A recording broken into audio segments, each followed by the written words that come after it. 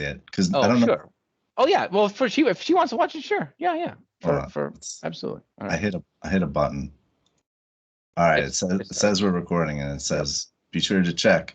Let everyone know they're being recorded. Doug, everyone who watches this will see your basement. You have my informed consent, my full consent.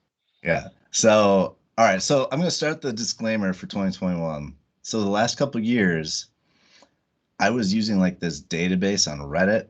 These guys, I mean, I don't know who they were, what they did, but they like cut up scouting, like scout film for like every player and put it on YouTube. And they made the last 2 years super duper easy. And then they got like nailed with the MCA takedown notices, like, and so they were just like, I mean, they're doing it for free or whatever, right? So they're just like, all right, fuck it. And Yeah. so that's all gone now. Oh. So finding footage was much harder. Like I had to just straight up watch like the college football championship game, like the whole fucking thing. Like that's which I mean, in a way, it's nice that we drafted pretty much all players from the SEC or Ohio State. Yeah, there you So go. Yeah, there's like, yeah. so a lot of these guys were birds. playing each other, which made it easier. But it didn't have like, I was watching a lot of just like plays that, you're trying to see like, oh, is he in the game? Oh no, he subbed out. And whatever. So if this draft suddenly sucks, that's why. It's not because my judgment is wrong. Okay. Way to start it off with a disclaimer. Always good to disclaim that I might be wrong. And here's why. Great way to start. Yeah. All right. But I've been really good up Shows until a lot now. of confidence. Yeah. Anyways, first round pick, Eric Stokes, cornerback, Georgia. So I watched 4 games. I watched him versus number 1 Alabama, number 7 Florida, number nothing Tennessee this year, and then I watched, because everybody keeps talking about LSU, I watched his 2019 LSU, I guess number 1 LSU. Okay. Because there's a lot of talk about LSU receivers, because they had what's the dude who got drafted really high, and then obviously Justin Jefferson, and then some other dudes. So I really want to watch that game. All right. So first off, he did not play in his bowl game last year, so I didn't get to watch that. Well, I tried to watch that and then realized he wasn't in it against number 8 Cincinnati because he wanted to prepare for the NFL draft. And so this kind of brings me to the first point about Eric Stokes, which when he decided not to play in that bowl game, that was like, a business decision, right? Yeah. And when he's playing, he makes a lot of business decisions. Like if he's got to tackle a guy, he'll be like, oh man, let's see if a teammate tackles first, which is the same criticism I had for Josh Jones. I mean, it's a bigger deal for Josh Jones because like Josh Jones' job was to tackle people. But like he'll tackle a guy like if he's the only one around, or if a guy like literally just runs into him, he'll be like, all right, fine, I'll tackle you. But if there's like a pile up or guys are pushing, he'll just kind of like, he's like, oh, I'm being blocked by a receiver. Oh man, oh no, I'm being blocked. Like he does not put any effort at all. But it's also a little weird because like if he's asked to blitz, like he fucking goes and like super aggressive blitz, like really good on the blitz. Interesting. But so I generally think it's like if your number is called, like he'll do it. But if like somebody else is there, like he's like, all right, you can handle this kind of a thing. Well, it's a good thing we played Derrick Henry last year. So that's good. Yeah. Immediately off to a bad start. I do think the pick is incredibly reactionary to like when Gutekunst made the pick, he was thinking about Kevin King getting beat deep in the NFC Championship. Like he was literally thinking about that when he made this pick.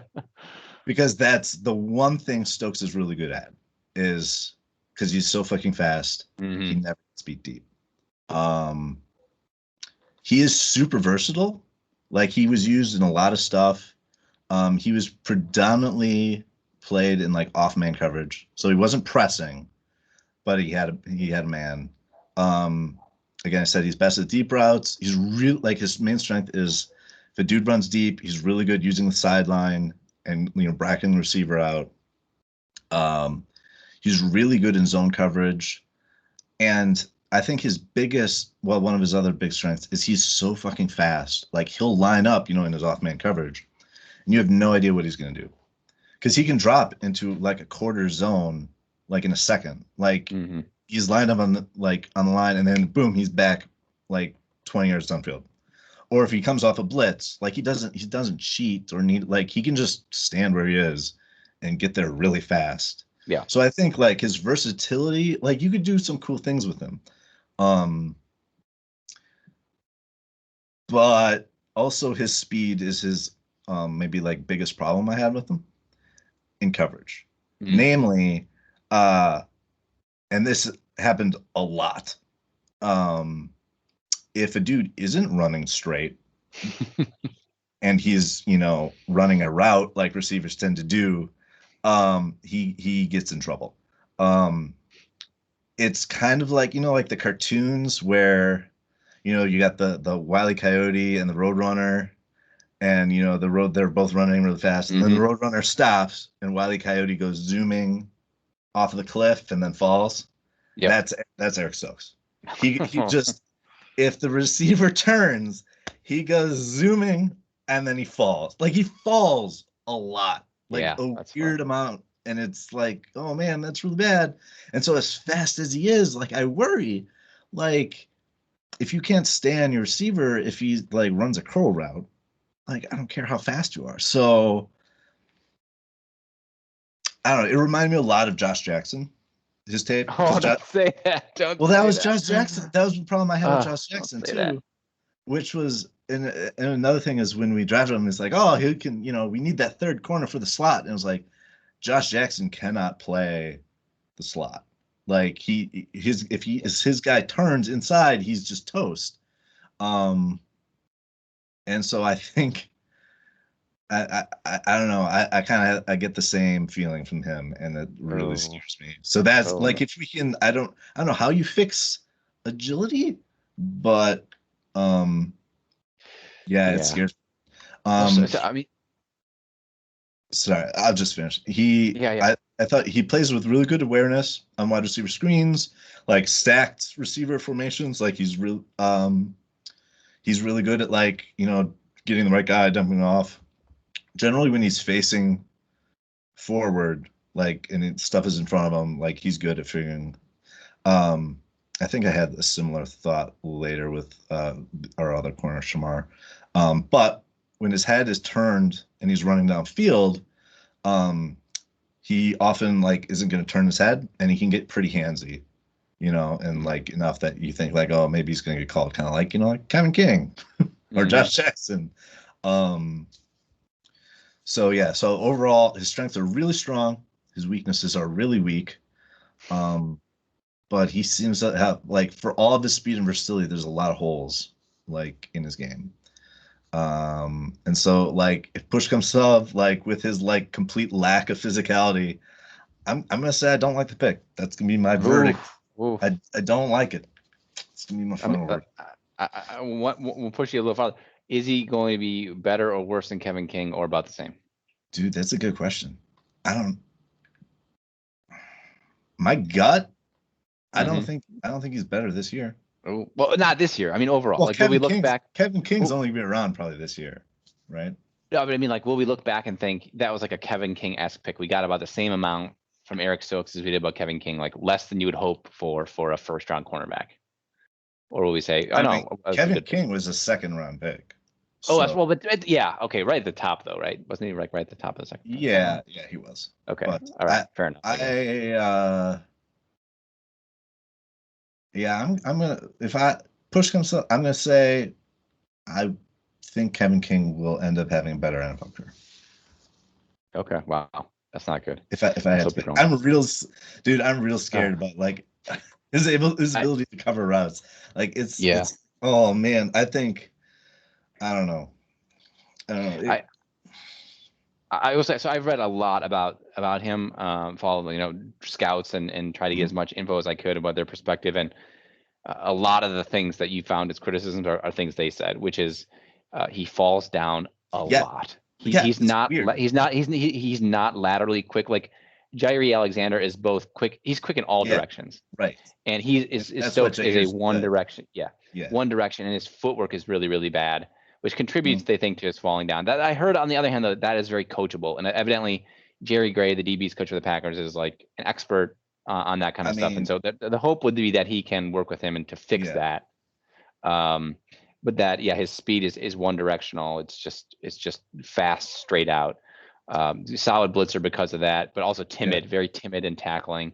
Yeah, well, that would. I mean, business decision. Just every. But just I don't know. Like, so, if a dude came at him, like, he wasn't like bad at it. Like, I wouldn't say he's timid. Like, if there's a dude and he's the only one that's there to make this tackle, like, he'll make the tackle. Like, and like he'll wrap up and bring it. Like, it was all right, but he really didn't want to. But like, it's the difference between that and, I think, how many times do you see Jair Alexander come from out of the screen? Jair is just like, I'm gonna kill you, or like, and he's smaller than Eric Stokes. They're very. He and Jair are completely different corners, like in every way. That's not good. So I mean, I mean, in a way, like, I get you don't necessarily want another really small, like there were. Like Asante Samuel Jr. was on the board, who's another like really small corner. And I get not wanting to have two of them because like then if there is like somebody who is actually giving Jair trouble because they're just throwing jump balls. Like it's not like Kevin King, he's taller, so like they complement each other well. So like like you got one guy covering Mike Evans, the other one's covering Chris Godwin, that kind of a thing, right? But I don't know if Eric Stokes is it, man. I don't. I mean, he is just super fast, though. I mean, he's really fast. I read that DK Metcalf just ran like in Olympic trials and ran some. He did really well for a professional athlete, NFL player. But Eric Stokes ran a faster time as an 18-year-old than that same race. State champions. Super fast. So you never know how. I mean, hopefully that. I mean, you can't teach speed, as they say, but you also can't teach not falling down and totally losing your receiver when he turns. Starting out on a rough note. So rough note. Dude, are you on the record? Yes, no. How are you? You sound more optimistic. No, although you sounded more optimistic on pretty much all those 2017 picks as well. I am honestly. My gut tells me he's going to be mediocre. Okay. My gut tells me because I watched a few of his highlight reels and lowlights. I guess there were just kind of cut ups of him, and it seemed like he couldn't.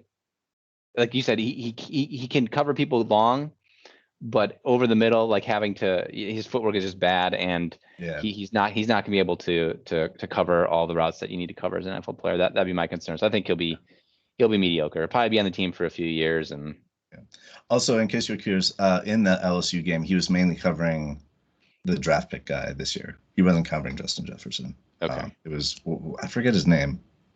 The Bengals guy. Why am I blanking on Jamar Chase? That's it. Jamar Chase. Yeah, that's who was mainly on. He did pretty well. All right, number 2, second pick, Josh Myers, center, Ohio State.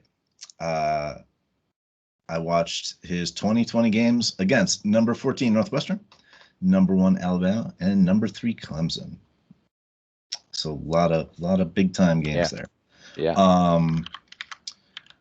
So let's see. First off, I think of all the guys, he's probably the most likely to see play time this year. I don't think that's really going out on a limb, considering we just lost our center. Oh, he'll be the starting center. Yeah, I think that's probably. We are hoping he fills into that role, especially with Bakhtiari's out, I think. Mm-hmm. Oh, yeah. Anyways, I thought he was good in the run game, both kind of washing guys down the line. He's not like. He wasn't like bowling guys over, right? But like he would, move them kind of, he'd get them turned and then he'd move them to the second level, which you usually want. He's good at getting the second level, finding a linebacker. Pass protection. It's kind of interesting. He'd usually be helping either of the guards, like he'd be helping one of the guards, and just kind of, doing the thing where like, they're like, they kind of do the dance with their hands up, like who's coming? Mm-hmm. I don't know that's called, but so he basically did that, waiting for blitzes and stunts while like helping one of the guards out. He was like super good at that, like, uh, but I would have maybe like a lot of times like he'd go to help one guard, and then the other guard would like be having trouble, and like that guy was just done. Like he would not help the other guard. Like he Mm. wouldn't like put like chip one and move to the other. Like he would focus one guy, that guy would be destroyed, and a lot of times the other guard would just get beat, and that would be a problem. And then Fields would have to do his scrambly stuff. Um, so I think that would maybe be something I would like to see. My biggest concern for him, and this is a pretty big concern, was his when he had to pass block one on one. Oh. He didn't have to do it a lot, which I don't know if that's just how like the games I watched or how Ohio State does it, but the few times he had to do it, like he give up pressure. Like he wasn't super stout, like they could just kind of bull rush him and he wouldn't get his feet set. Um, but like again, like there weren't a ton of games. Like this didn't happen a lot. Like there weren't a ton of like there's a lot of him like helping with double teams and just kind of making sure the crazy blitzes and stuff wouldn't get through. And he was great at that. Yeah. Like just like the mental like okay, figure everything out kind of a thing. Like there weren't like nothing crazy was going on. It was just the straight up big dude on big dude. That's when he struggled. So I don't know.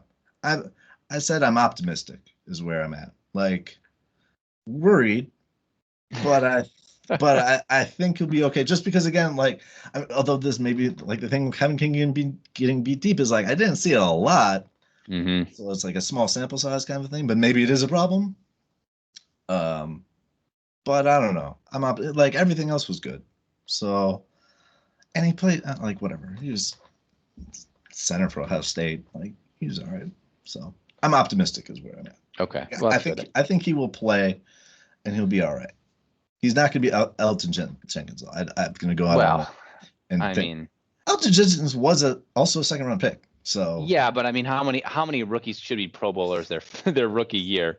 I mean, that's like that is okay. insane. Elton Jenkins is possibly Brian Gutekunst's best pick. Right. Also, I mean, we're going to get to this eventually, but Jenkins is also like the only time both this year and in the past with Ted Thompson's picks, like where I thought we drafted like a run, like a mauler. Like he wasn't like a pass blocking dude. Like as every guy on this list, every guy we've drafted past has mainly been like a pass blocker. Yeah. Like that's what we get. And Jenkins was the only one who's like, oh man, he just moves dudes. Like he just will force people out of the way. And I don't know. It's kind of I was a little surprised we went back to like this kind of pick, considering the success we had with Jenkins. But like I said, I'm optimistic. I don't know. Like he was playing against like, he was. I mean, Alabama, Clemson, Northwestern, like these are players in the NFL now, right? Yeah. So. Yeah, I'm hopeful that given the competition he had to play against over his time there, that if there were egregious red flags, you'd see them. Yeah. They'd be apparent. So that hopefully there's a baseline, like he'll be decent. Maybe not. He may never. Maybe even if he's never Corey Linsley, the best center in the NFL, like if he's top 10 or top 15, that's pretty decent. So. And and just getting everything straight and nothing. I don't. Like, even if he is getting beat 1v1, like, he's not just getting bowled over. Like, he's slowing him down. Yeah. It's like, I'm not too worried about just, like, instant pressure in the face of. Well, that's good. He's a big dude, too. So. Yeah. Actually, well, I mean, you just mentioned it, but, like, the one common thread, I think, with all of these picks, and I don't know if it's the pandemic, well, except for one, well, even with, is they're all, like, SEC guys, right? Like, they're all played against big time players, except for like Shamar Jean-Charles, who's out of Appalachian State. Yep. But they're all like SEC or like Big Ten linemen. Yeah.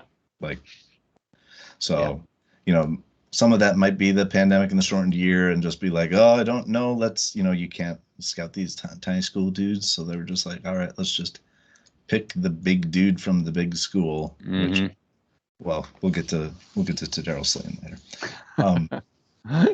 He's a big dude.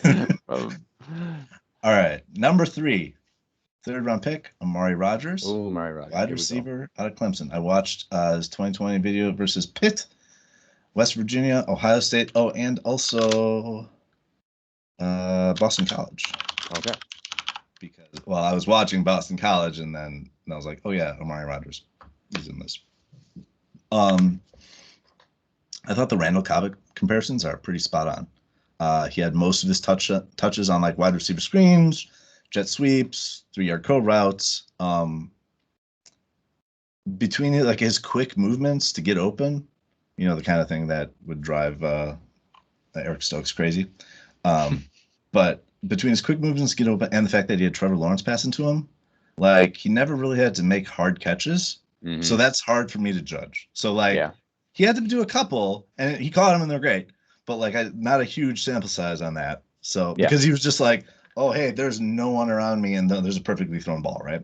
Well, when Blake Bortles throws him some balls this year, he'll be tested. Yeah, but yeah, he caught everything. But usually it was pretty easy. He did. I mean, they had him run deep routes, and he caught those too, but they didn't have him do that a lot.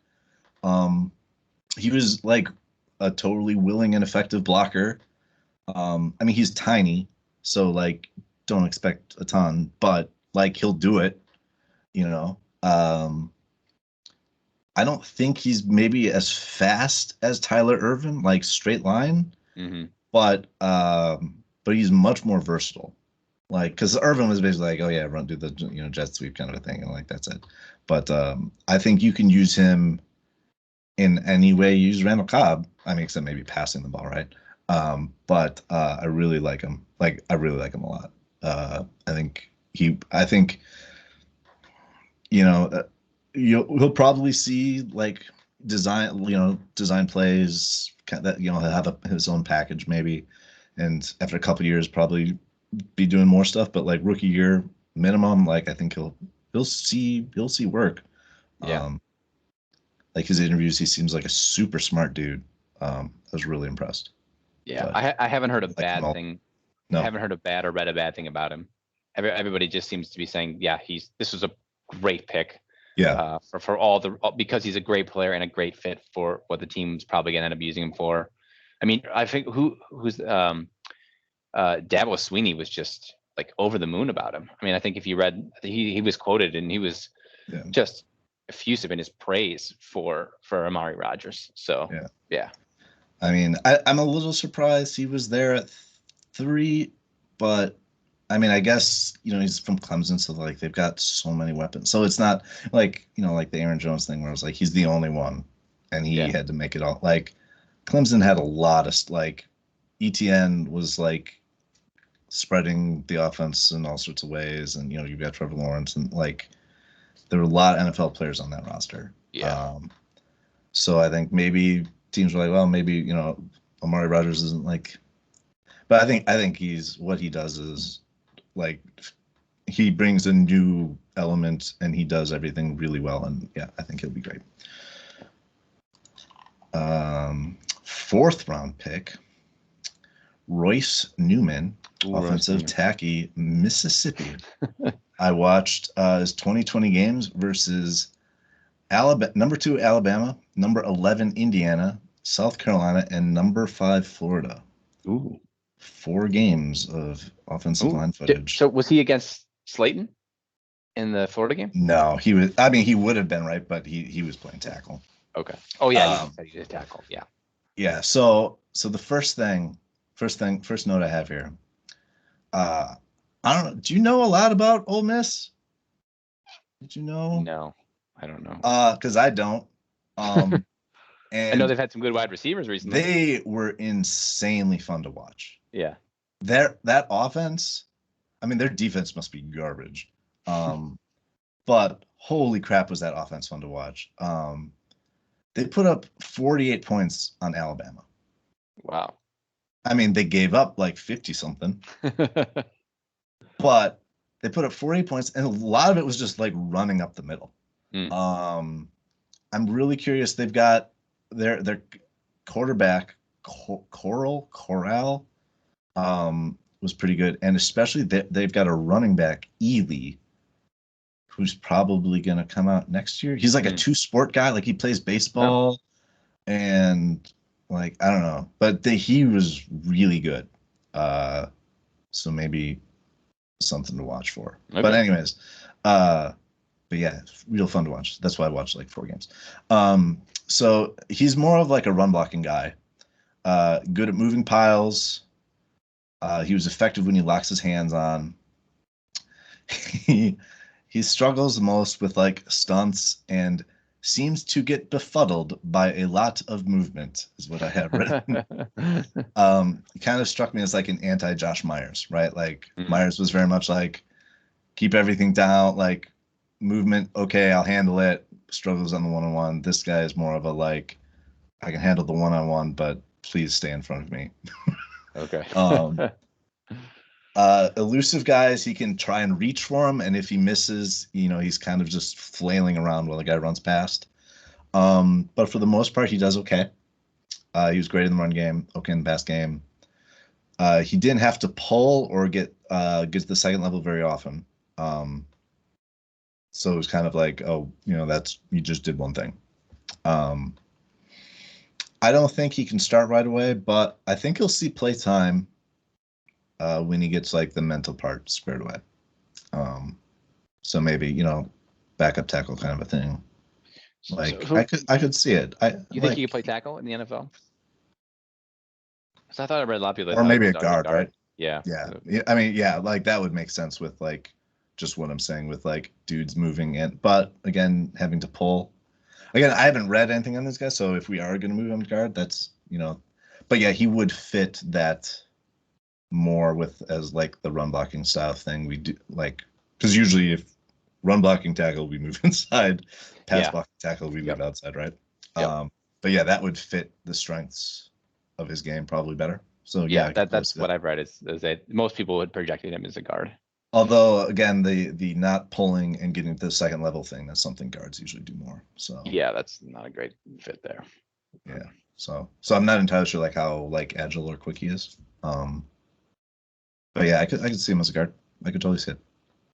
But yeah, I think it's a backup dude. I think he'll stick around. Probably. Did watching Ole Miss make you regret not picking Elijah Moore in the first round? It's funny you mentioned that. Not in the. I mean, well, the fact that I don't like Eric Stokes, yeah. Yeah, that's what I mean. Yeah, like combined with that, right? Because Elijah Moore was really fun to watch. Yeah, he was really good. But like I said, I actually like their QB and their running back. I liked more than Moore. Okay. But Elijah Moore was really good. Okay. Okay.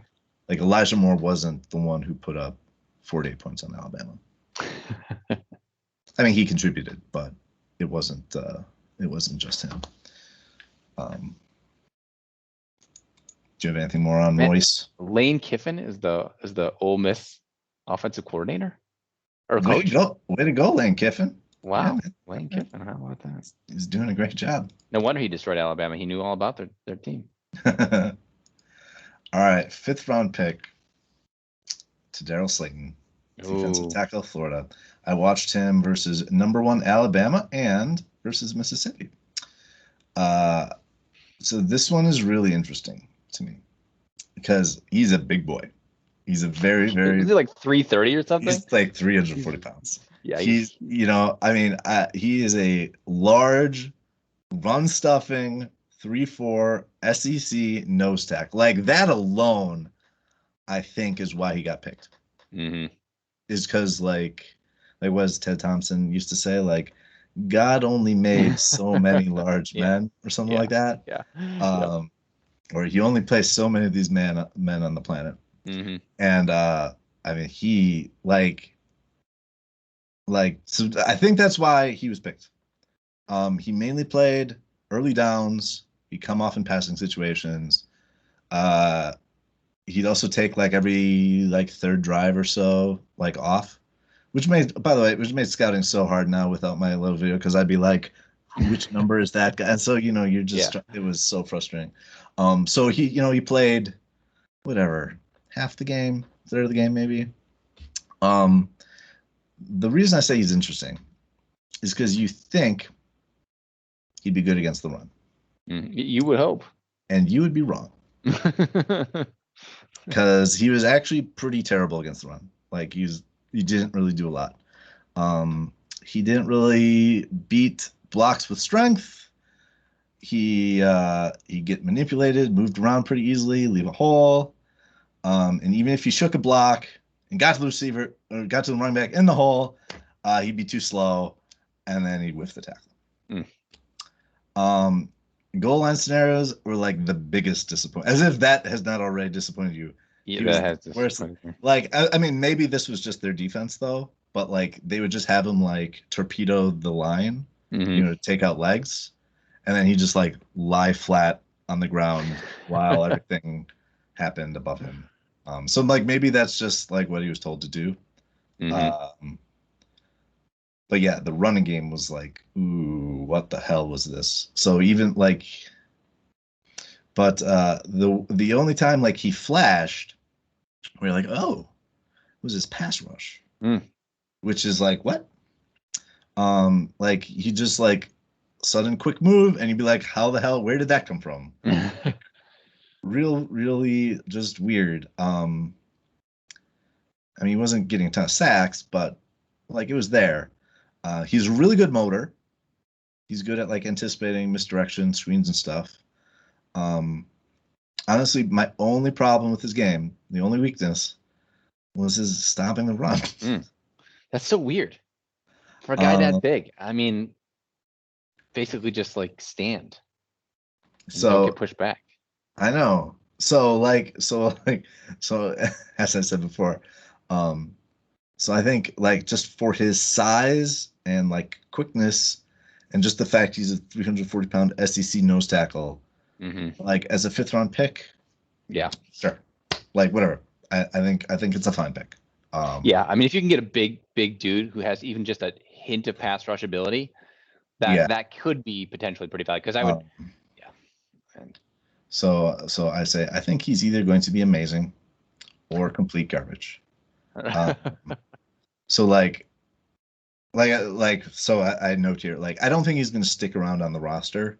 Like the kind of guys we'll have, like Pennell kind of a guy. Yeah, those guys who are just like kind of on there, and they sometimes they'll come in, or they're like, I think he's either he sticks and plays or he's gone. Like I think we'll figure it out, unless they just really go all in. I mean, maybe they practice squad him for a while or something. And they just hope he figures it out. But like I gotta think he'll play though. I mean, if he's capable, I mean, with his size, I would think he'll. Well, that's the thing is like you think he would, but then you'd be like, why are you so bad at this? It's weird. I don't know. Do you have anything on him? No, I mean, I didn't read a ton. I mean, I what I read is a lot. I didn't see anybody saying he was bad against the run. Mostly just he's a big dude who could potentially provide a little pass rush ability. Well, I think that's the thing is like you look at just the stats and things like his weight and the measurables and things. And you're like, oh yeah, he's a run stuff. Yeah. But then I think when you dig deep, I think then you're kind of like, it was curious. Yep. I don't know.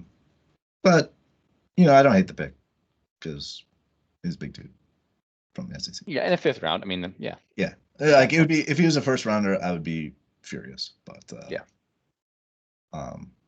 I mean, I had similar things to say. Well, I mean, not. I mean, the analogy isn't perfect, but when we picked Kenny Clark, I had issues with the Kenny Clark pick because at the time it was like, oh yeah, we need to stop the run, and they picked a nose tackle, and I was like, Kenny Clark is not good against the run, but it's his pass rush which shows flashes, and so it's actually kind of similar to this. Obviously, totally different body types.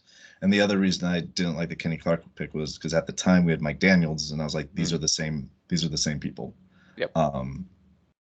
And Slayton is very different than Kenny Clark. But still kind of like a pass rush, but maybe not. I don't know. I'm very curious. Well, let's hope he becomes Kenny Clark. Yeah, I mean that would be cool.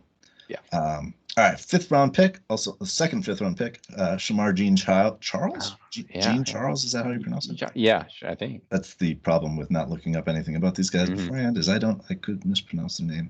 Cornerback, Appalachian State. I watched his 2020 film versus Charlotte.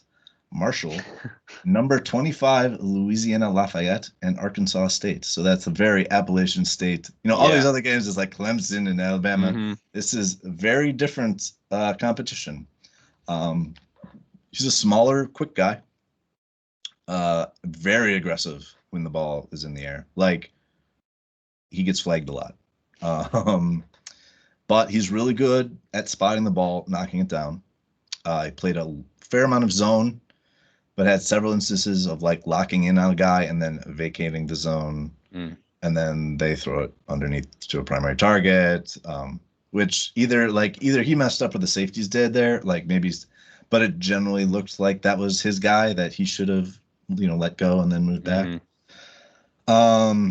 He usually was out, kind of on the far perimeter, dropping up downfield, which again left him vulnerable to a lot of like inside moves, crossing routes, ins, things like that. He had kind of a weird drop back, like as he was running, like it was kind of like sidesteppy. Like he didn't like do the, you turn your hips and run. Like he would, I mean, I guess I get it because like he kind of wanted to keep everything in front of him. Yeah. He didn't want to just commit and start running, but like, I don't know. It was just weird to watch. It was just kind of felt unusual. He was aggressive, decent tackler for his size. I think at a minimum, he'll be a special teams guy. Like he seemed, fast, quick, aggressive dude that yells special teams. Seems kind of like a prototypical bottom of the depth chart guy who like he'll impress you in practice and then you dread getting him in a game. I mean, this seemed like a small school flyer. Yeah, a guy performed at a high level at a small school against so-so competition. Yeah. Yeah, you've always got those guys down there that you're just like, oh man, I hope he's okay. I think he'll be one of those guys. I don't. He didn't light my world on fire, but I think again, 5th round pick, special teams dude, I can definitely see in his future. Like, yeah, and that's okay. Yeah, we need those guys too. Our special teams have been awful. Yeah. So. Yeah, but 6th round, Cole Van Lanen. Oh yeah, UW. Offensive tackle, Wisconsin. I've literally watched all of his games technically. Right. Yeah. But I actually focused on him. I watched versus number 14 Northwestern, and I watched last year, 2019, against number 1 Ohio State, where he had to block Chase Young. He's also from Green Bay, I think. He is from Green Bay. Yeah, so he's awesome. You just stop right there. Yeah, right. Anyone from Green Bay really awesome is worthy of being drafted by the Packers, and definitely not recording podcasts in a basement. No, nothing. So watching games. So like I only watched one game of him last year, and because obviously last year was weird. So the Big Ten, they had a shortened year because of COVID, and then on top of that, Wisconsin had they lost another 3 games because of COVID, right? And then on top of that, Cole Van Lanen specifically missed the last 2 games with injury. So he did not play much at all last year. You combine all those things, you're missing 7 games. Which is why I was like, okay, I need to see more. So I went to the 2019. I was like, oh, look at this game versus Chase Young. Oh yeah, right. And honestly, I think the Green Bay Packers scouting department did the exact same thing that I did, because that Chase Young game probably heavily factored because he did really, really well. Really well. So he spent most of the time left tackle without getting a ton of help. He's a better pass blocker than a run blocker. He doesn't get much push in the run game versus defensive ends. He was effective. They did ask him to pull, and he was good. When he was asked to get the second level, he whiffed pretty often in space. So, okay pulling, but bad second level, whatever. As a pass blocker, he was very effective. Against Chase Young specifically, and that's why, because Chase Young is already a top. Oh right, he's so 10 defenseman. Yeah. I don't know where you would put him, but he's really good. And he blanked him for 55 minutes. Like I think Chase Young had like one tackle going into the fourth quarter, and it was like a run play down the field or something, right? Dang. Like don't pressure anything. But then we got down a lot, and it was like a passing situation. Like the last 5 minutes were pretty brutal to watch, Mm. Because we were down 2 scores and we were just throwing the ball, and Chase Young kind of just teed off on him, and he gave up like a bunch of pressures, maybe a sack. I don't know. Like the last 5 minutes were really bad, but before then it was great. And the Northwestern game he was spotless. If like he looks for somebody to block, like if his defensive end like gives up, drops into coverage or whatever, like he'll find someone to help. I think it was a really good pick. Especially this late. I don't know what was up with his injury. Maybe we do have this history of like I think every Badger we've drafted just gets injured all the time, right? Like there's Jared Aberdarius. Jared Aberdarius. I don't know if he drafted him. Yeah, we drafted Aberdarius. Did we draft him? Or was he undrafted? No, I'm pretty sure we drafted him. We drafted him? Okay, yeah. I think so. But yeah, so I don't know if this injury curse is going to continue here, but I mean, Jesus, I mean, against I think it's a good pick. Yeah, all right. Again, I'm super biased. The other crazy thing about watching the Northwestern game and then watching the 2020 Badgers and then immediately watching the 2019 Badgers is, my God, we were so much better in 2019 than in 2020. Like Badgers last year were really hard to watch. Like God, it was like a turnover every play. It was like Jonathan Taylor, Quintez Cephas, like those guys did a lot of work. Well, Jonathan Taylor is really good. Yeah, Quintez Cephas too. Like I don't think he gets nearly enough credit after he left because my God, we were so bad last year. Like it was kind of hard to watch. Okay, next 6th round pick, Isaiah McDuffie, which is not a linebacker name, out of Boston College. I watched his 2020 game versus number 3 Clemson, but should note Trevor Lawrence did not play that game, which totally changes everything. And then also his game against North Carolina. So he was like a three down inside linebacker. He's kind of a lighter guy for an inside linebacker. I want to think maybe we were thinking sort of like the what Tampa does with their they've got the really fast inside linebackers who are, and I want to say like we're kind of thinking like that with him or something. I don't know. He did a lot of zone coverage, or just man, like a cute spy on the running back. Fair number of blitzes, both up the perimeter or on the perimeter and up the middle. But it really didn't matter where it was coming from because he kind of sucked. Like whichever way, it was kind of like okay, whatever.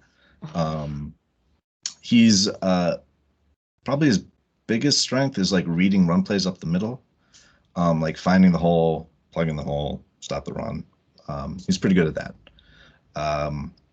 He'll occasionally take like a false step and end up out of position, especially on outside runs. So like a lot of times, like he'll just arrive like a step too late and like lose contain. So like the running back turns the corner and gets like a whole bunch of yards.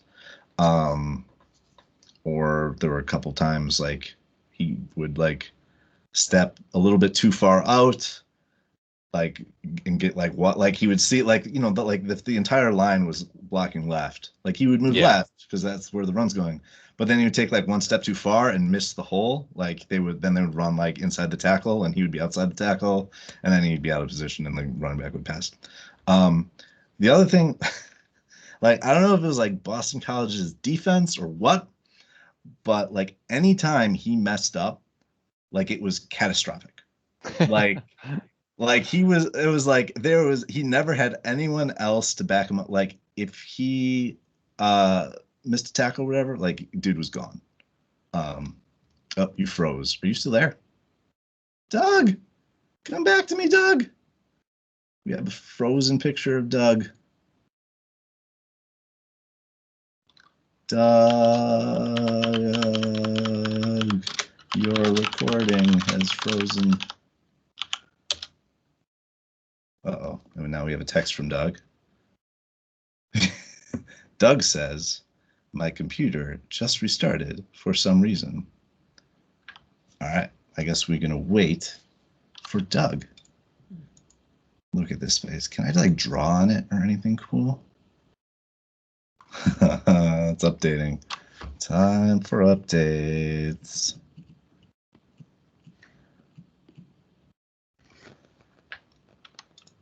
Let's see. How do we draw on Doug? Oh, Doug is leaving. Oh, it's not even gonna let me do that.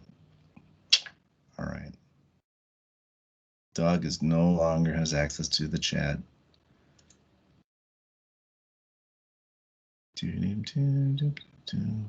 Oh, why did my camera just do that? I'm trying to join by phone. How is my camera doing that? I'm not moving my camera. Has my camera been doing this whole time? Camera, over here. Camera? Dude, this is freaking me out.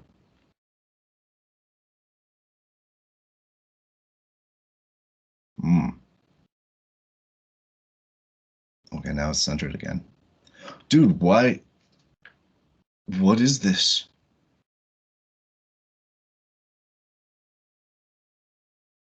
It's like magic?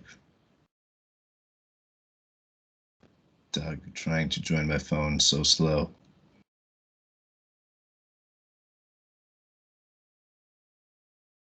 I should probably be reading about what I'm saying about these guys, huh? Dude, this is so strange. Oh. Doug. Hey. Hey? You're muted. Okay. Oh my God. Wow. All right, we're back. Oh. Okay, sorry about that. That's fine. All of a sudden it was just like updating. I'm like, what? Yeah, your picture just froze like in this real like kind of position. I was like, it's a strange reaction to Isaiah McDuffie. Oh yeah, yes. So he's bad in every direction. Okay, good. That's not what I said. Well, I forget what it is. Where you were saying you left off and you were saying that it seems like when he made a mistake it was catastrophic. Oh yeah. It was absolutely catastrophic because like I don't know if they just didn't have like safeties, like they're just I don't know if it was a defensive thing or what, but like anytime he messed up, like it was like 60 yards for a touchdown. Like dude up the middle or off the side, like whatever. Anytime he made a mistake, it was just like, oh God. Which is interesting because I think a good defense probably wouldn't be so reliant on. So I don't know if that says something good or bad about him, right? Like, is them like, oh man, yeah. Isaiah McDuffie's got this. We don't need to have anyone near him. Or maybe it's like, I don't know. It was real weird. But I mean, overall, he was a decent tackler. Not so much like if he was out of position, he had to like dive at some of his legs. He kind of sucked. But you know, he's good motor, really aggressive, like backside pursuit. I didn't see any like he was pretty good at zone coverage. Like he had to do a fair amount of that.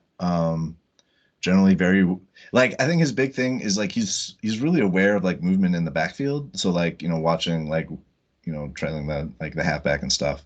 Mm-hmm. But like he's so focused on that, like he doesn't notice stuff happening like right around him. So like he'll run like right into blockers like all the time, including there's one like Amari Rodgers just took him out.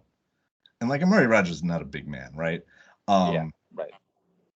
And so like I think that's maybe his biggest problem is just like if a dude gets on him, like he's done. Like he's not really good at like getting off or avoiding blocks, which is kind of a problem for an inside linebacker, right? Kind of an important skill. Yeah, so like I mean he's a smaller dude, so like I don't think he's an inside linebacker for us. Like I could see him as like kind of like the safety sort of position. Really? Wow. Or you know, like the box safety kind of guy, because like we always have those guys and they always get hurt, right? So like maybe he sees some time there, like on the bot, like as a, you know, oh, Raven Green's hurt again or whatever kind of a thing. But yeah, I don't know. I didn't like, and again with like trouble getting off blocks. Like special teams, I worry about too, right? Mhm. So yeah, I don't. I mean, like, I don't think he'll be great, but So who's that guy with that linebacker Jets from BYU? uh, Recently? Ty Summers. Yeah, Ty Summers. Yeah, better or worse than Ty Summers? Worse than Ty Summers. I believe I like Ty Worse than Summers. Ty Summers. I believe I like Worse Ty than Ty Summers. Summers. Yeah.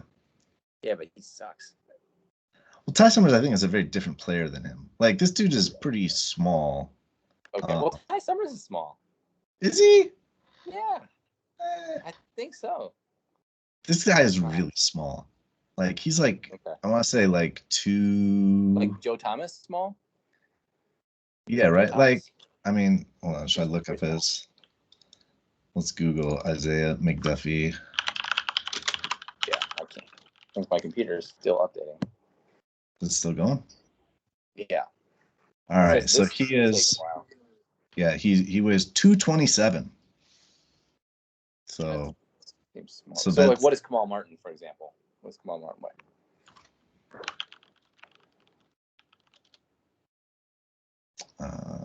Kamal Martin was 240 coming out of college.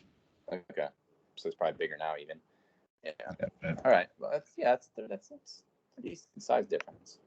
yeah. So, but he did play 3 downs. I don't know. I think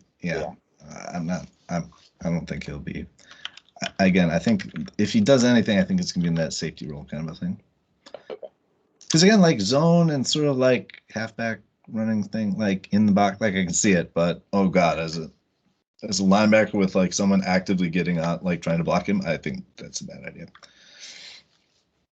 All right, so we've now, you'll notice we've gotten all the way through this. Now I told you there was one guy I liked a lot, Who did I say This that would pick. be?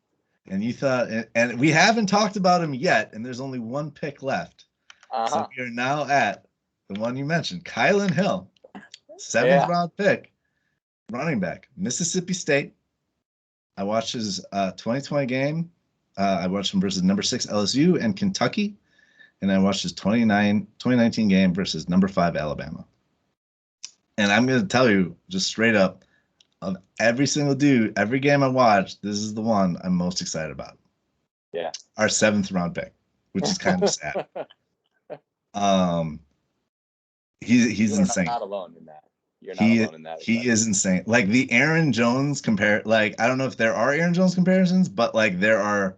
You can make so many comparisons to Aaron Jones because their O-line is pretty mediocre, and their quarterback was complete garbage. Like actively, like oh my, like he was good for at least 1 pick six a game.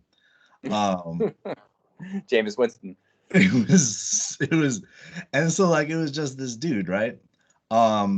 And like his game against LSU was like this most impressive game of any game I watched here. He put up like nearly 200 yards single-handedly against LSU.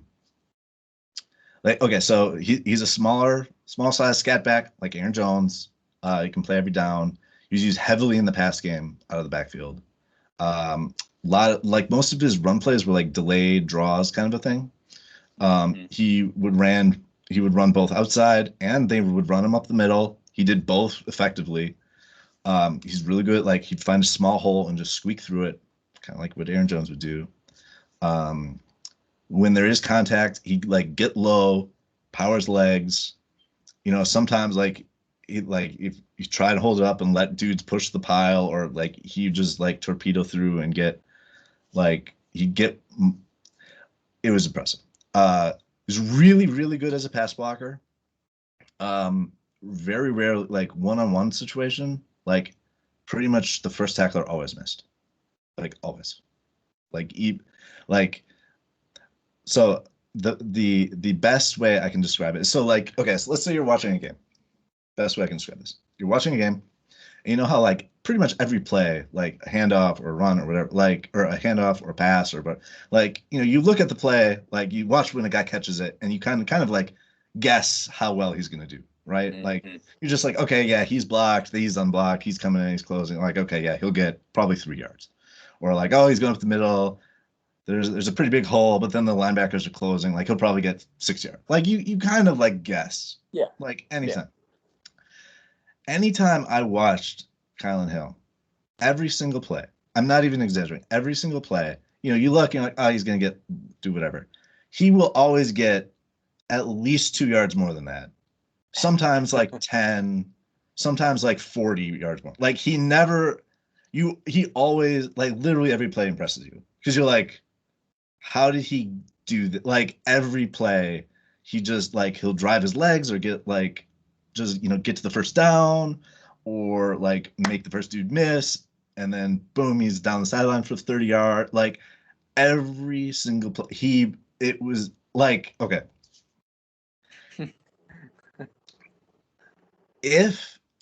Obviously that we drafted now, but if I had known we had drafted him, I would have been okay not signing Aaron Jones. Whoa, wow, that says a lot. That's just how much I love Kylan Hill. Wow, I love this guy. Yeah. My biggest problem with him is we have Aaron Jones, and so I'm like, what? Because they're very similar. Like I don't know, like. Yeah, but you could never have. I mean, like. Right. Running back. I mean, there's so little depth in that position. I mean, because Aaron Jones is a primary back, and you're gonna need a guy like him, and they don't have a guy like him. No. But it's very different. Like, who's Dexter Williams was the pick 2 years ago or whatever. Yeah. Like, who I hated. I mean, we haven't gotten to him in the scouting report recap yet, but I hated and he's like, we just trying to find excuses to not play him. The other guys are getting hurt, and we're like, oh no, I guess we'll move Tyler Ervin to running back rather than play Dexter Williams, right? It's like I think Kylan Hill is the complete opposite. I think we're gonna try, like, you want to actively find a way to get him in, because I think he's really, like, I saw no problem in his game at any aspect. I was just blown away. Yeah. So I guess Kylan Hill, because when he was picked on the draft scouts that I follow on Twitter, universally it was like, I love this pick. I love this pick. I love this pick. Kylan Hill is so good. He's so good. He's so good. And I was like, okay, that's awesome. And then I watched just a couple of his highlights, and the guy just looks like he just fights, man. I mean, he is. He does. Like he is just a beast out there. Tiny dude, but he's just like, all right, you think you got me? You would be wrong. Yeah, I was so excited. I was so, when I watched some of his clips, I was just like, this guy looks good. The only knock I heard is his top end speed. It's like he can't break away. He can't, like, he's not going to break off a 70-yard touchdown run. More than likely. But I mean, honestly, if he can get a 40-yard run, that's still damn good. I mean, who cares? Yeah. I mean, he did have. I think he had one versus LSU where he broke it for 60 or something. Like it was a touchdown. Okay. Where he ran away from a dude. I don't think it was versus Alabama. It was, again, it's kind of like Aaron Jones. Like, some of the offense is a little hard to judge because the QB is just throwing pick sixes, and you're just like, oh God, what is going on? But like, he was really, really fun to watch. His balance looked really good. Yeah. Like with Aaron Jones, where sometimes you think, there was a couple places I think in an NFC Championship game or this season where you watch Aaron Jones, like, how did he not go down there? Yeah. And like, he almost did, but he didn't, and then he got 4 or 5 more yards. Yeah. And it's those little extra yards, like you said, that's completely what this guy does. It's like when they say, like, oh yeah, don't pay money to running backs because you can get them late. It's like this. I think he's going to be really good. I don't know how we're going to play him because I really want to watch him because he's super fun to watch. Preseason. I guess preseason. Yeah, him in the J-Lo offense can be pretty great. Because and that actually is, I think, a decent marker of some running backs, because Aaron Jones killed the preseason. I mean, you could watch it and you could see like he was going to be good in the preseason, and I think you'll at least get a chance to see him. So, is there going to be a preseason this year? I think so. Right? I don't know. My friend just sent me the Packers schedule. I thought I saw some preseason games listed on there. There's three preseason games. Oh, okay. I thought so, but maybe Maybe not. Sorry, it just started. NFL.com just started playing a video and it destroyed me. Sorry, what did you say? I thought there's going to be 3 preseason games: Texans, Jets, Bills. Cool. Yep. Starting August 14th. That's the first one. Wow. Well, that's good to end on that note. I'm super excited because we, like running back's one of those positions where it's so injury prone. Yeah, and Aaron Jones is not like he gets hurt. Yeah. Yeah, I think, my God, he's super fun. So overall, mediocre on the Eric Stokes. So with the Josh Myers, it sounds like pretty good on the Amari Rogers. Royce Newman, so. Who's the other 4th rounder? Who am I missing? Well, Slayton was 5th. Slayton was 5th. We didn't have a 2nd, 4th. It was just 1 4th. Oh, I think is it like? Yeah. Okay. Then McDuffie, Van Landen. Okay. Yeah. All right. So you think we got 2 really good players out of this draft? Two good, not really good, but 2 good players in Hill and Rogers. Yeah, I think Hill and Rogers excite me, actively excite me, skill positions. But I think Myers. I think the linemen we got, Myers, Newman, Van Lanen. I think there's a decent chance that at least one of them is good. Yeah. And maybe I can almost guarantee one of them will be starting. Just because obviously Josh Myers, but I think, it's kind of like it was kind of like their last draft, right? Where we drafted just a whole bunch of interior guys and we're like, I think they were decent enough that I'm like, yeah, sure. I think one of them, maybe whether, it's replaces Bakhtiari in a couple of years or something, maybe, I don't know. Mm-hmm. I could totally see it. Yeah. And then the Slayton pick, I'm hopeful, but I'm doubtful. And I wasn't a big fan of the corners. And McDuffie again, basically our defensive picks. I'm I don't see it any of them. I don't know. I think our defense is still gonna suck. Come on. It didn't suck. It was okay. It was just okay. It sucked in the NFC Championship game. Well, I shouldn't say that because we did have 3. It sucked all year, man. Our defense sucked all year. I don't know. I think it seems like just overall what the defense misses is a guy who could make a big play when big plays are needed. Like Clay Matthews was that guy. Julius Peppers was the couple of years he was here. Charles Woodson was. There were guys who just made big plays, and I don't know. Za'Darius can. Za'Darius can do it. But he hasn't played well in big games. Yeah.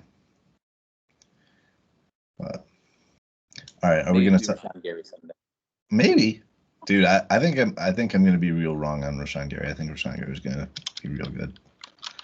It looks like he has. If he can stay, he gets injured every game though. So that is true. But then he pops right back up. He's doing it for the dramatic effect. Pops back up, yeah. So are you about to say? We talk about Aaron Rodgers. All right. Yeah. We haven't talked about it yet, right? We've avoided the elephant. Do we want? We don't know anything special here, but what's your prediction? Do you have a hot take? I don't have a scorching hot take. I think the Packers are not going to trade him, and at all, never, or just no, just this year. Okay. This year. I think the likely outcome is he plays this year, so they have some agreement behind the scenes to say we'll agree. We'll sign you to some big deal. You'll pay a lot of money if we can up front, and we'll arrange a mutually agreeable trade next year. That's probably the best case scenario for the Packers, right? Yeah. I also think it's a decent scenario for Rodgers too. It allows him to save face a little bit, but also to get out of Green Bay. I do think that they might be willing to hold the line on him. and just play chicken and see who's going to blink first. And it's possible that they just won't. I mean, that they'll just say, not gonna trade you. No, not gonna do it. So, I mean, I think we want to trade him next year. Like, I think that was kind of the plan all along. Yep. And I think Rodgers knows that's the plan, and that's why he's upset. But yeah, like Rodgers doesn't really have leverage, because I don't think he's gonna do this retirement bullshit like what Favre does. I think he's too competitive of a dude. I just, and people are like, oh, but Jeopardy. But I'm like, I mean, and with the new CBA, like, you can't like hold out anymore. Like, you can't just not show up to practice. Like, they fine you. Like, it's absurd the amount. He's gonna owe a ton of money if he doesn't play. Yeah, it would millions of dollars. Yeah, so I don't know. I think. I mean, I'm hopeful. Like, so like, obviously Rodgers hasn't said anything yet, and I mean, like, on one hand, like, he could end this at any moment, right? He could just be like, stop it. But the fact that he hasn't come out personally to confirm it is also a good sign, because it always gives him like the out of just blaming the media.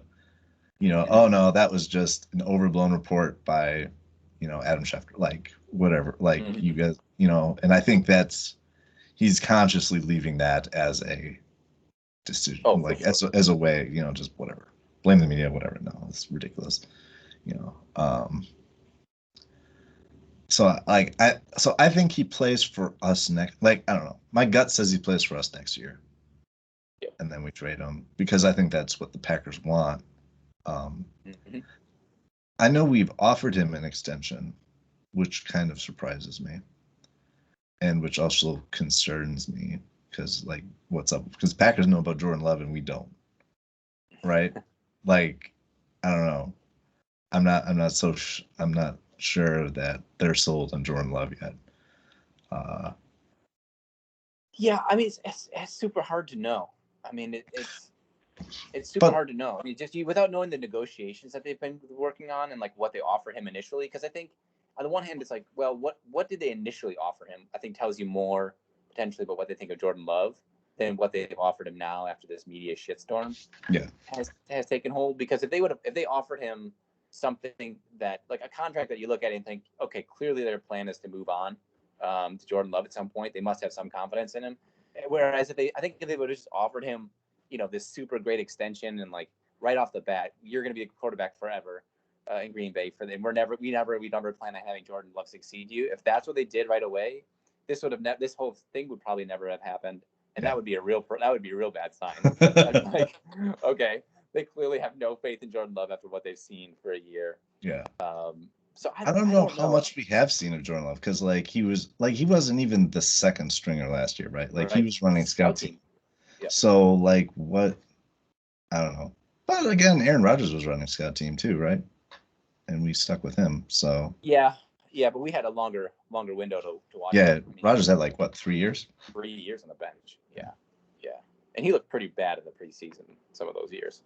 Oh God, those worm burners were he'd hold the ball real funny and just throw it. Yeah, it was like But I mean, I also take some comfort in thinking that, like you said, with Adam Schefter's report apparently not being tied back to Rodgers or anyone in his camp, so to speak. Yeah, it kind of just made it up. And well, yeah, I mean, he didn't make it up, but like the timing really pisses me off, because like Schefter just picked the timing because he felt like it. It wasn't anything specific about draft day. He just wanted to drop a bomb. The greatest analogy I read was, it's like, draft day is like Christmas, and it's like you wake up on Christmas, you're all excited for all these new gifts you can get, and then you find out your parents are getting a divorce. That's perfect. Yeah, I was like, that is exactly what happened. It is. The kind of ridiculous thing, I mean, obviously, like, Rodgers looking at his cap money and stuff, and like, potentially being traded, but like, Rodgers is under contract for 3 years. Yeah. And so, like, as far as like commitments from the Packers go, Like, that's about as committed as we get to a player. The only people right now with a contract longer than 3 years are the guys we've just signed. So, like, Kenny Clark, Aaron Jones, Bakhtiari are like the only ones, right? Yeah. Have we signed anybody else? No. But yeah, those guys have like 4-year deals. Like, they have 4 years left. Rodgers has 3. And so it's kind of like, it kind of pisses me off that he's complaining about commitment, because it's like these guys have commitments just as long, if not shorter. Like, they're shorter than you. Like, what? I don't know. It drives me crazy, dude. He's pissing me off, but yeah. I mean, he just knows that. I mean, like, I also think contractually, I think the resolution is best for both parties to have him play 1 year and leave.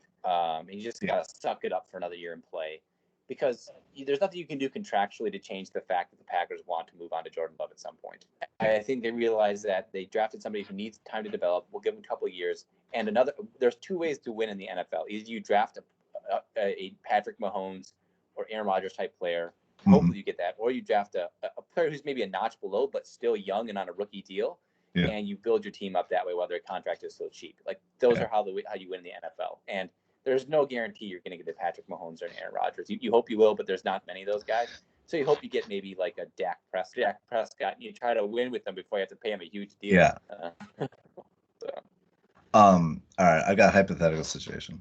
Let's say Rodgers comes back next year, he plays, and the Packers decide, like, after a year of Jordan Love, we're like, oh no, he's actually not it. Because I think after 2 years, like, you kind of know, right? You'll know. Yeah. Do you think even then, if we turn to Rodgers and we're like, no, man, we're cutting, like, we want you to be the guy, like, do you think Rodgers is spiteful enough to say, no, I want to leave?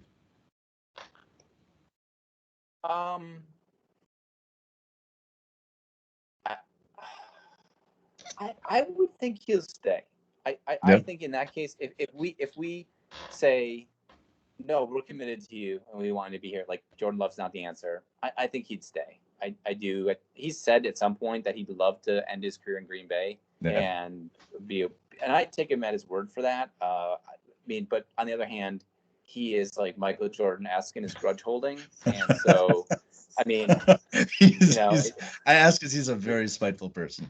Oh yeah, so it's I could see it, but I feel like if you got him back for this year, he's shown enough flexibility and ability to go a little bit beyond his grudge that I think you could take him a little bit more and convince him to stay.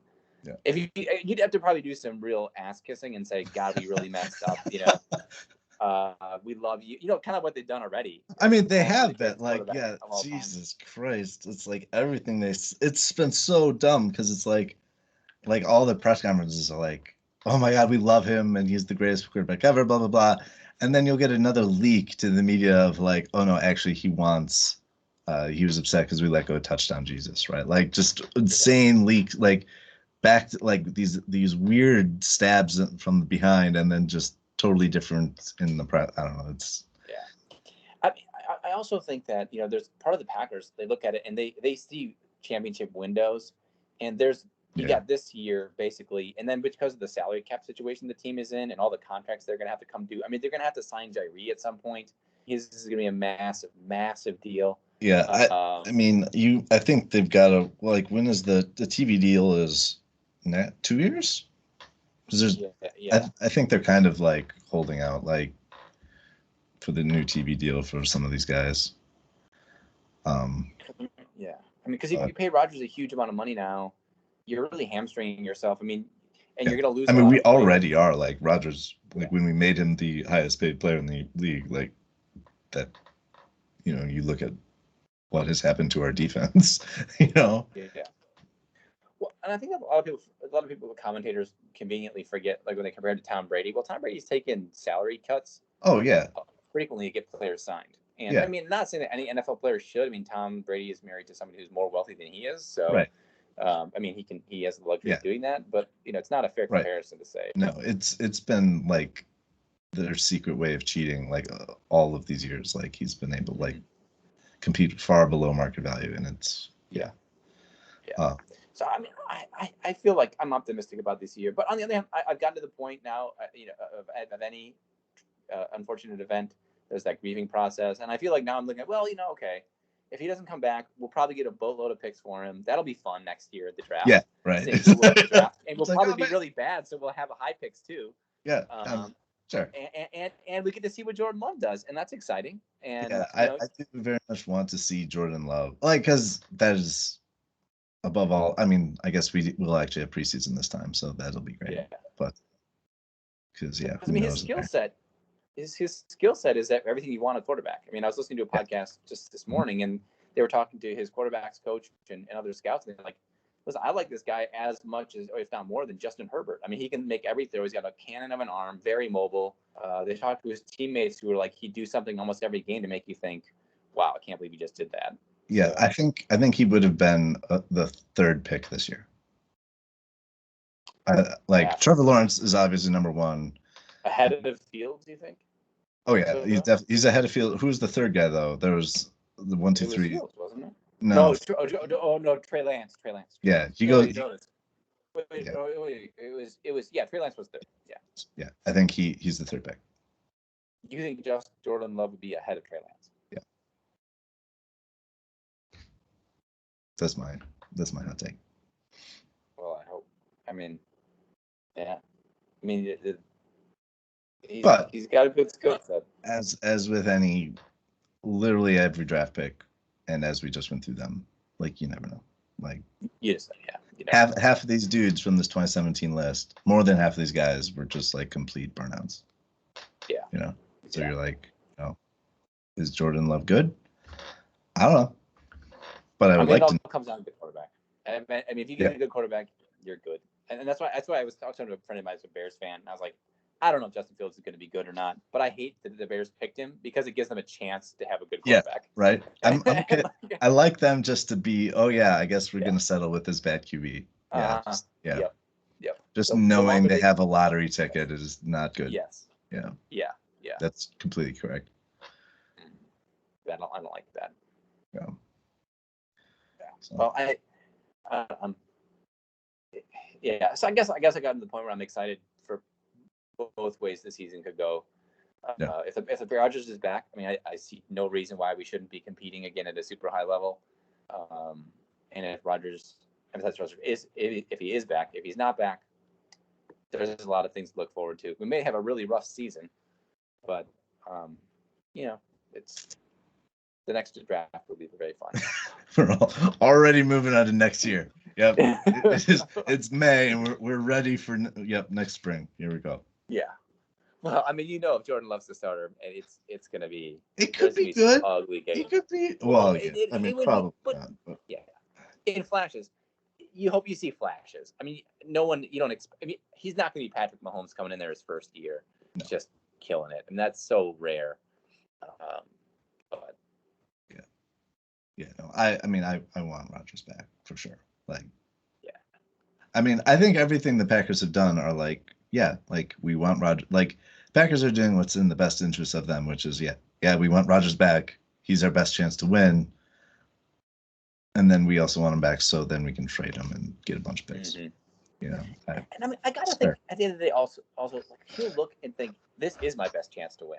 Yeah, I mean, that's kind of crazy. Like, you're telling me, okay, Aaron, you're gonna go to Denver and have a better chance to win than you would in Green Bay.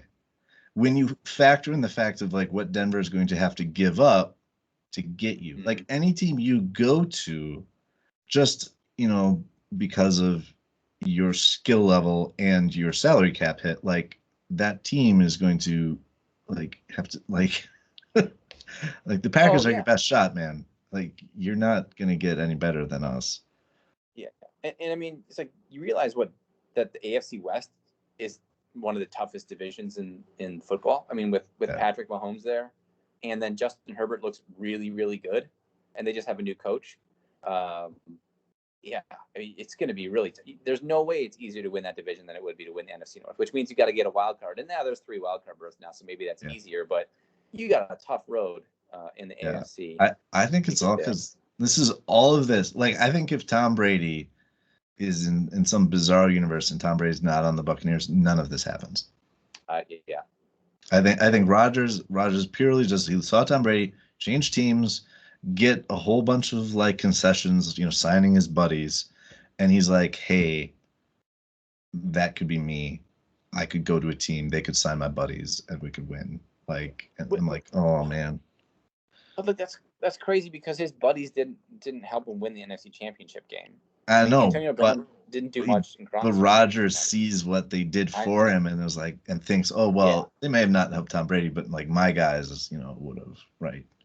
Like, Jake Kummerow, like me and Jake Kummerow. That's ridiculous. I mean, that is absolutely ridiculous. That's one of those things you read and you think, I hope that's not true, because if it is, this guy's completely unreasonable. Yeah, I mean, it's probably true. Like, I think the bigger thing was Rodgers was like talking up Jay Kummerow, and then it just happened, like the day before cut day, and so we cut Jay Kummerow because it was cut day, and then he was like, "How dare you?" And he took it personally, like Michael Jackson.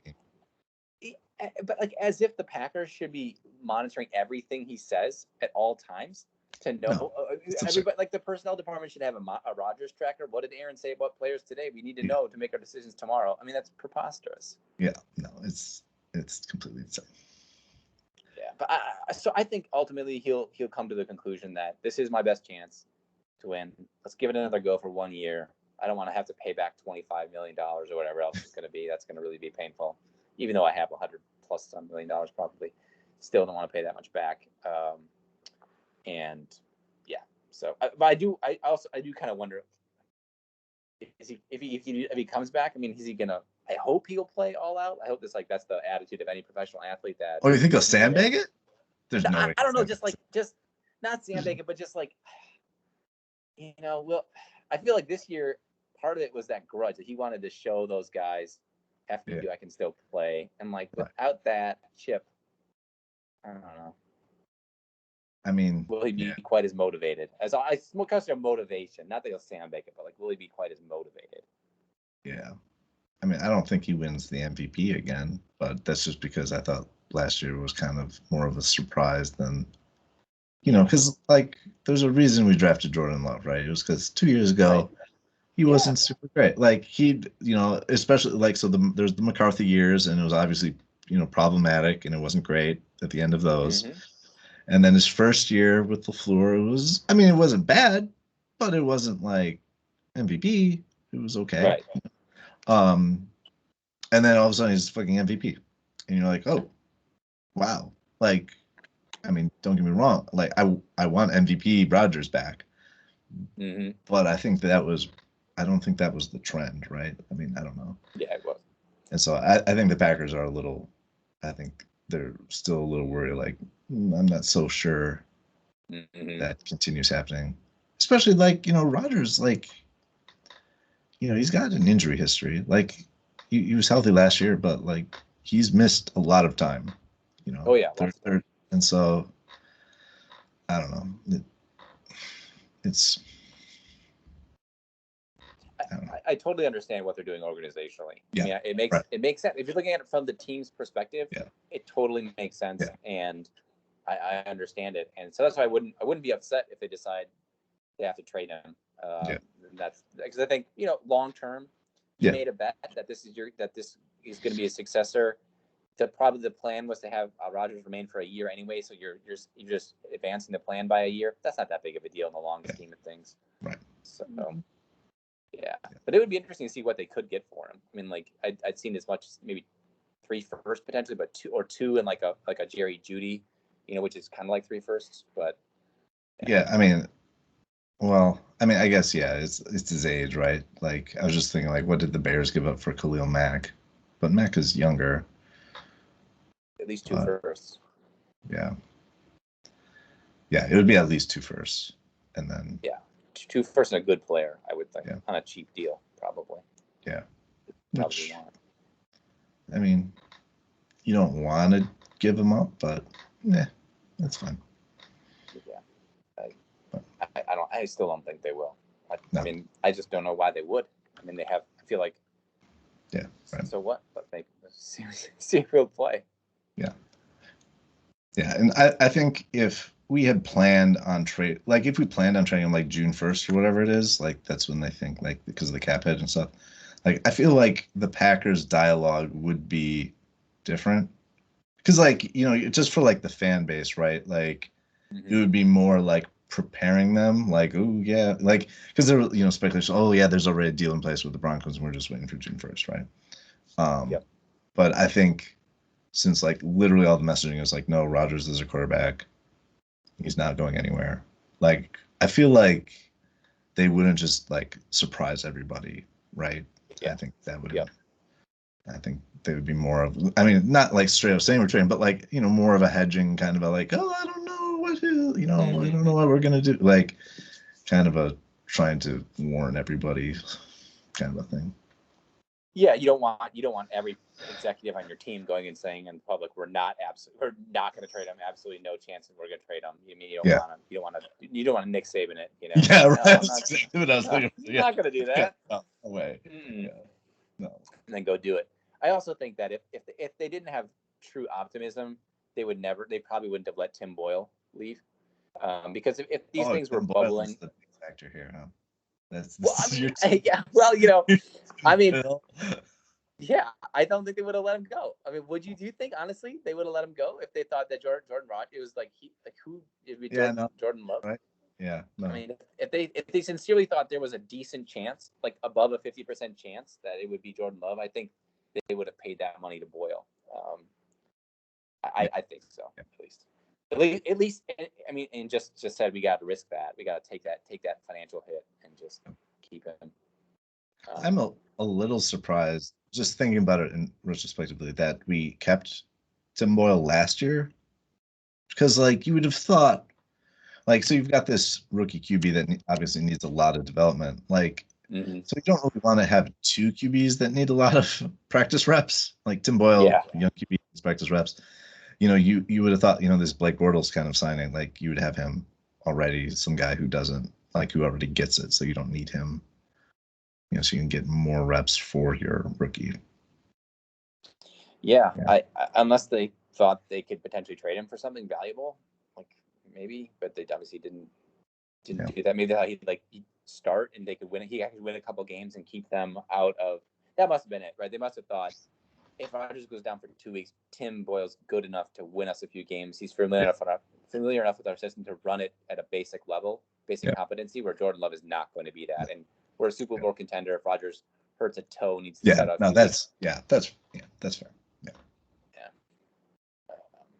But yeah, that's probably why. But like, I'll be sincerely interested to see if Tim Boyle wins the starting, eventually supplants Jared Goff. I think I told a Lions fan that I met the other day.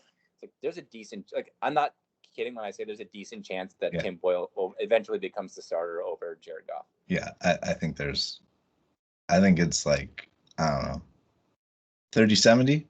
I mean, part of it is like Jared Goff Jared Goff's going to get the first shot, right? So sure, for sure, and every benefit of the doubt. Yeah, paid a lot of money.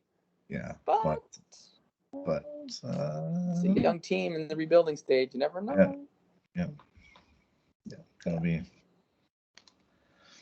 all right. Where are we at? All right. It is 9:50. 9:50. Yeah, I should probably. Yeah. All right, man. Get out of your basement. Yeah, I worked down here. I've been down here. Now I've been down here like a lot of the day.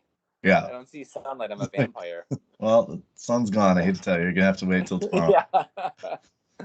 I've literally gone upstairs and not known that the weather pattern has totally shifted. It's like there's snow. I didn't even know. Yeah. Yeah. Well, anyway, we should do this again. Right. This was fun. This was great. This was super fun. Yeah. Well, especially once more shit comes to light. It's gonna. Yeah, and who knows, just like personal stuff too. We can talk about if something comes in. Well, yeah. So real quick, and should I turn off the recording? Hold on, I'm gonna turn off the recording. You should turn off the recording. Boom. Hold on. Stop. All right. End of podcast. Here we go.